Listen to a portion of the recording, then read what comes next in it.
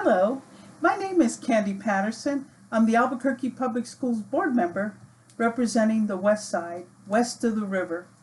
And it is my pleasure to be here at the invitation of our City Council President, Cynthia Borrego. It'll be our pleasure, my husband and I, to read this wonderful book you're going to really enjoy. He's going to share this story with you. Hello, my name is Frank Comfort. I'm the president of the Laurelwood Neighborhood Association, just northeast of I-40 in Unser. And I'm going to read Too Many Frogs by Sandy Asher. It's about Mr. Rabbit. Rabbit lived by himself in the hollow of an old tree. He cooked for himself, he tidied up after himself, and at the end of each and every day, he read himself a story. It was a simple way of life. No fuss, no clutter, no one to bother him. And Rabbit, he liked it that way. But one rainy evening, he heard at his door. Then he heard a deep voice, "It's Froggy. Don't care for the storm." And Rabbit opened up the door. "I was about to read myself a story," he said. "Love to listen," Froggy cried, and hopped right inside without being invited. "Don't mind, do you?" he said. And Rabbit said, "I suppose not." So Froggy listened while Rabbit read his story. "Well done," Froggy said when Rabbit had finished. "Storm's ended too. Thanks for your kindness. Toodaloo." The next evening, as usual, Rabbit finished dinner, tidied up, and sat down to read himself another story. But before he could begin, he heard another at his door. "It's Froggy," croaked the same deep voice. So Rabbit opened the door again. "I was about to read myself a story," he said. "I know," Froggy cried, and once again he hopped right inside. "Love to listen, but first, let's fix ourselves a snack. Or 3, or even more. Don't mind, do you?" And the Rabbit says, "I suppose not." So Froggy hopped and he popped and he whipped and flipped and mixed and picked himself a snack, or 3, but it was actually a lot more. Oh, too much fuss, the Rabbit thought. But Froggy listened while Rabbit read his beautiful story. "Well done," he cheered when Rabbit had finished. "Snack's gone too. Thanks for your kindness. Toodaloo," said the frog. The next evening, Rabbit finished dinner, tidied up, and sat down to read himself another story. But before he could begin, there was that same at his door, and a familiar voice said, "It's Froggy." So Rabbit opened the door, and he said, "I was about to read," he began. Froggy said, "I know," and hopped right back inside again. "About to read yourself a story. Love to listen.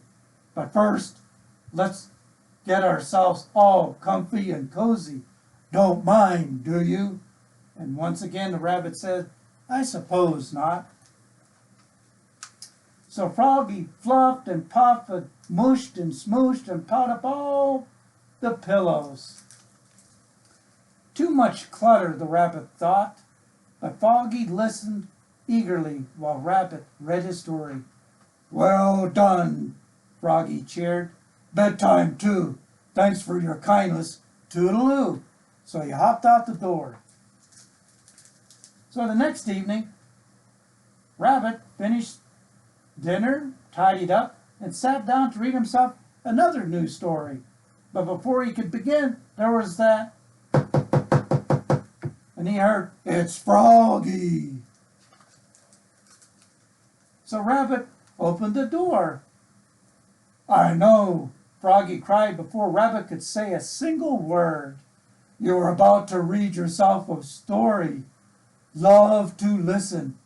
But first, meet the family. Been telling them all about you and your beautiful stories. Love to join us. Don't mind, "Do you?" And Rabbit looked at Froggy's family, big frogs and little frogs and dozens of frogs, all wearing t-shirts showing Frog Family Reunion. Too many frogs, the rabbit thought. Too much fuss, too much clutter. And he said, "But I do mind, Froggy." Froggy asked, "You do?" And Rabbit said, "I never invited you in. I never intended you to fix a snack. I never invited you to get all comfy cozy. And I never invited your family to join you. So I do mind very, very much indeed." And Froggy said, "Uh-oh, this will never do. Thanks for your kindness. Toodle-oo." So alone at last, Rabbit was able to sit down to read himself a story. And for one anxious moment, he waited for at his door, and it never came. "Don't mind, do you?" he asked himself with a chuckle. "Most certainly not," he answered himself, and began to read in joy. And it was a very, very good story. But something was missing.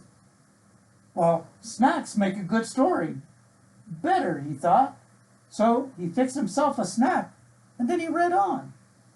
And it was a very, very good story. But later he noticed something was still missing.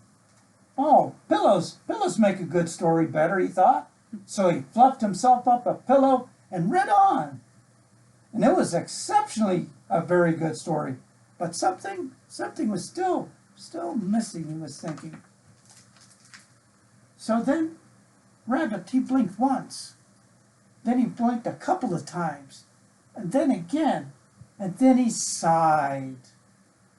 "It's Froggy," he told himself at last. He'd love to listen to him reading.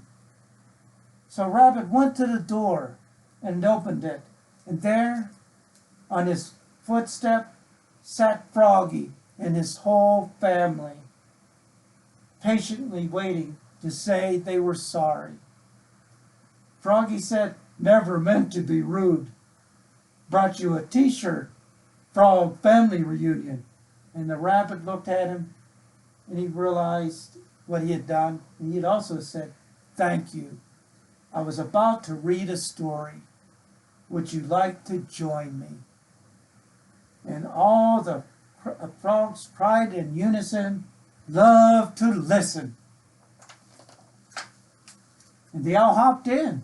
Big frogs, little frogs, dozens and dozens and dozens of frogs. And Robert offered them a snack, or 3, but it was a lot more than that, and helped them fluff up all their pillows. Then every frog listened while Rabbit read a story. "Well done," they cheered. And when he had finished, so many frogs, Rabbit thought, so much fuss, so much clutter. And it was a different way of life for him. But the rabbit, he really enjoyed it and liked it very, very much. And that is the end of Too Many Frogs by Sandy Asher. And I hope you enjoyed the reading. Thank you. And thank you very much for listening.